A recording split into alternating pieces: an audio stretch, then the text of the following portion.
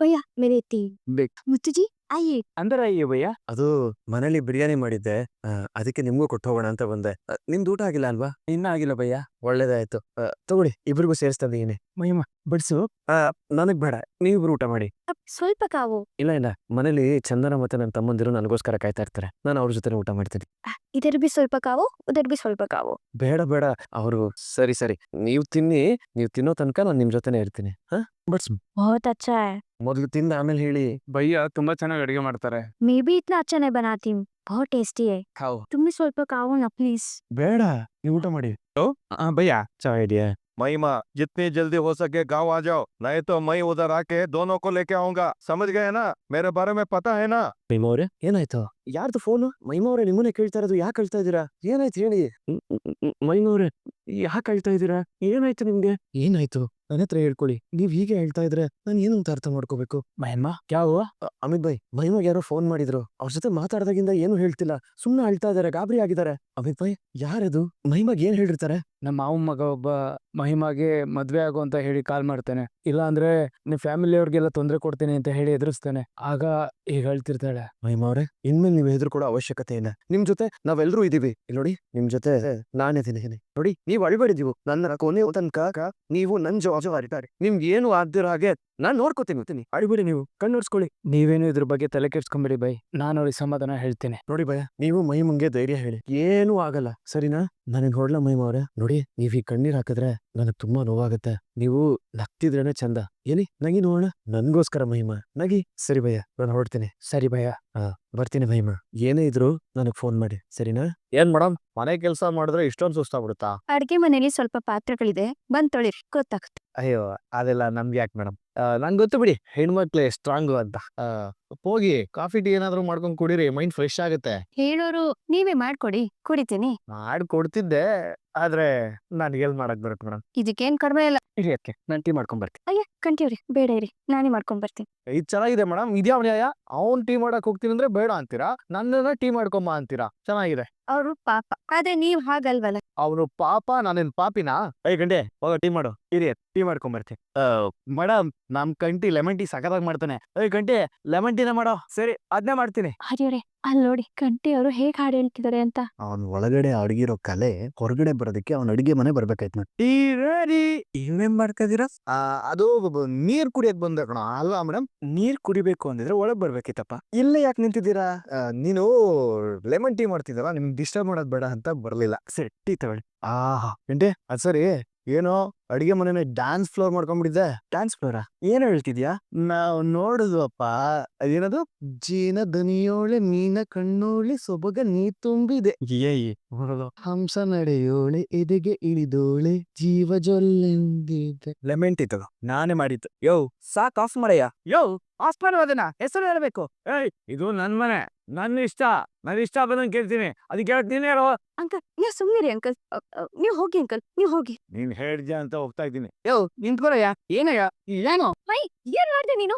ಅಕ್ಕೇರಿ ಸುಮ್ಮನಿದೆ. ಏನಯ್ಯ ಅನ್ಕೊಂಡಿದ್ದೆ ನೀನು? ಅಣ್ಣ, ನೀನ್ ಸುಮ್ಮನೆ. ನೀವೆಲ್ರು ಸೇರ್ಕೊಂಡು ಈ ವೈನ್ ಸಪೋರ್ಟ್ ಮಾಡ್ತಿದ್ದೀರಾ?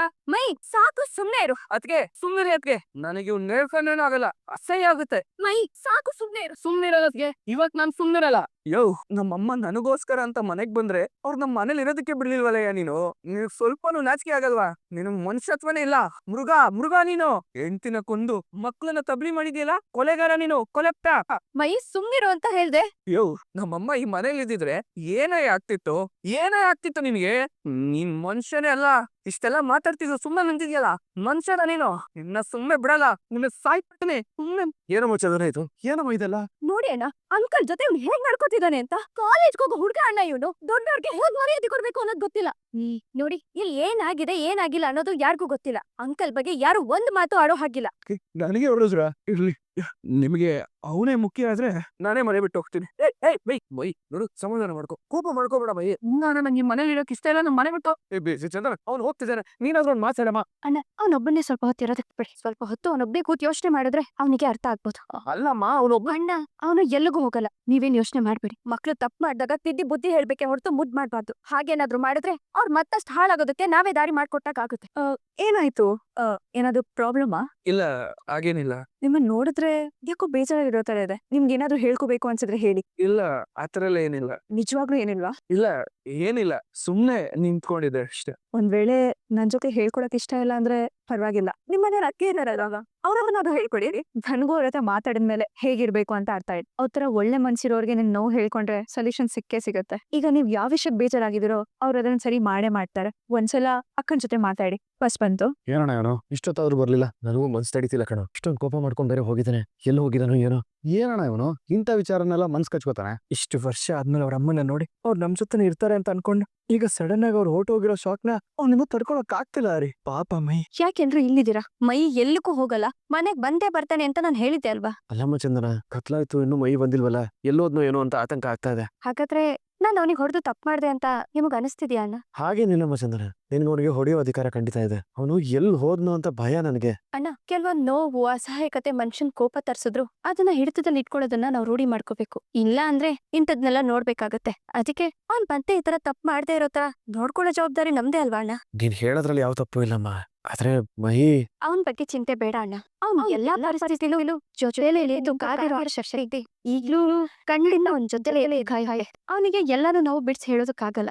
ಈ ರೀತಿ ಆದ್ರೂ ಅವನಿಗೆ ಬದುಕಿನ ಪಾಠ ಏನು ಅನ್ನೋದನ್ನ ಹೇಳ್ಕೊಡ್ಬೇಕಾಗತ್ತೆ. ಎಲ್ರು ಒಳಗಡೆ ಬನ್ನಿ, ಅವ್ನ್ ಮನೆಗೆ ಬಂದೇ ಬರ್ತಾನೆ. ಅಣ್ಣ ಬನ್ನಿ ಅಣ್ಣ.